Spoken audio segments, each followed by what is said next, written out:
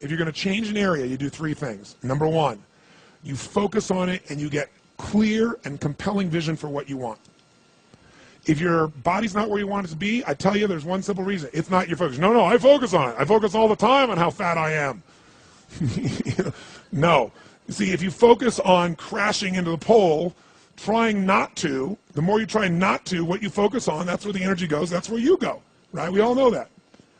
But what people tend to do is, I'm saying focusing on what you want, not what you don't want. And not only just focusing on what you want, where you focus and say, well, I'd like to be strong, I'd like to be energetic, I'd like to be fit. It's focusing and making it compelling. If your only reason you're focusing on it is like, well, I need to lose some weight because I feel fat, versus I want the energy to burn because with that I'll have more passion, more aliveness, I'll be able to impact my children. I'll be able to, I'll be able to take the business to another level.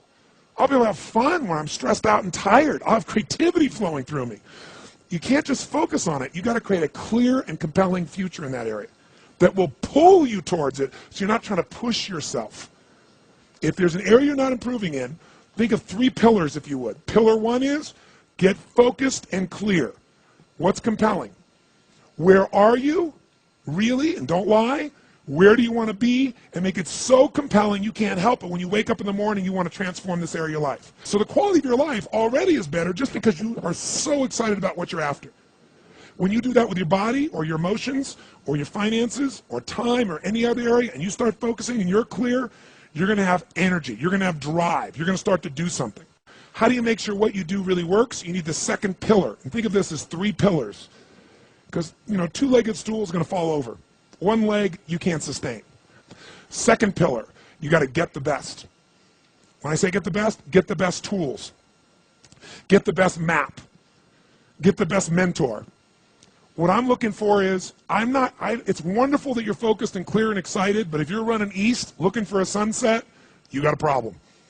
I don't care how much you believe, I don't care how much enthusiasm you have, you got the wrong tools. You got the wrong strategy. You got the wrong map. And so it's really critical in life, I believe, to get a map and get a mentor.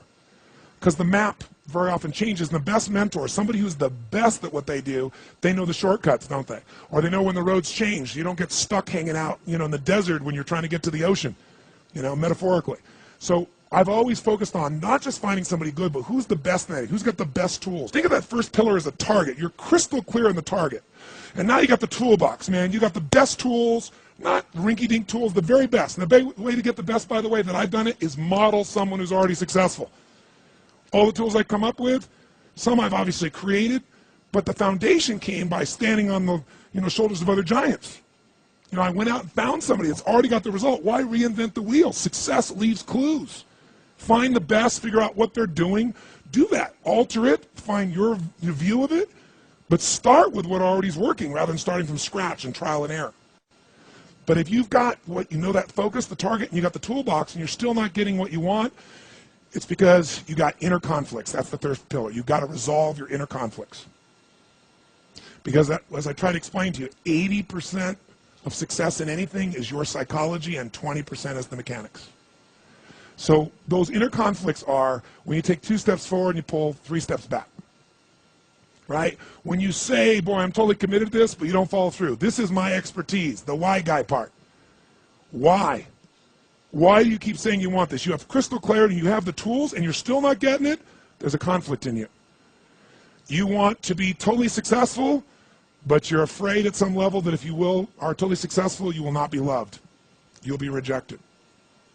You want to be in a position where you have total free time and you want to build a billion-dollar enterprise.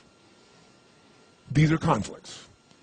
You really, truly know you got the tools and talents to make this happen, but a part of you doesn't think you deserve to succeed because it's something you did at some point in your life or something you made up. Or you think making money or being successful economically is not spiritual. And you're committed to being spiritual, and yet the other part of you, it's the inner conflicts between fighting parts. So what do we do in this third pillar? Think of it as a vault we got to unlock. Think of it as unlock and unleash. That's the third pillar. The way you unlock and unleash is you identify the conflicts. You get clear what they are. So you may have total clarity, even the tools, but how can you totally unleash and commit when you're being pulled in 2 different directions?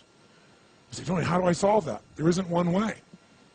You've got to get clear about what's most important to you today, not what you think you should do based on an old blueprint, an old belief system, your parents, society, your friends. Otherwise, you'll succeed and not be fulfilled. So once you identify the conflicts, now what you got to do is align. Align your life with what you really value. Align your life with what is most important to you. And then once you are in a position where you're aligned, guess what you'll do? Take action. You won't have to work at it. When everything's in alignment, there's nothing pulling you away, boom, you go for it. But when you say, I want a relationship, but at the same time, simultaneously, I want to be in a position where, I never have to, I only get what I want every moment, or I never have to commit to anything, then obviously you're never going to get there. That inner conflict must be resolved. Once you align and you take action, guess what's going to happen? You're going to achieve. And once you achieve, you succeed. When you succeed, I'll tell you what you got to add to it. Celebrate, right? And then contribute. Pay it forward, if you will. As corny as that sounds. Remember the movie? Pay it forward. Don't pay it back. Take what you've got, what you've learned, and bring it to someone else. And if you bring it to someone else, it continues that cycle of fulfillment, of joy, of meaning in your life. Everything works.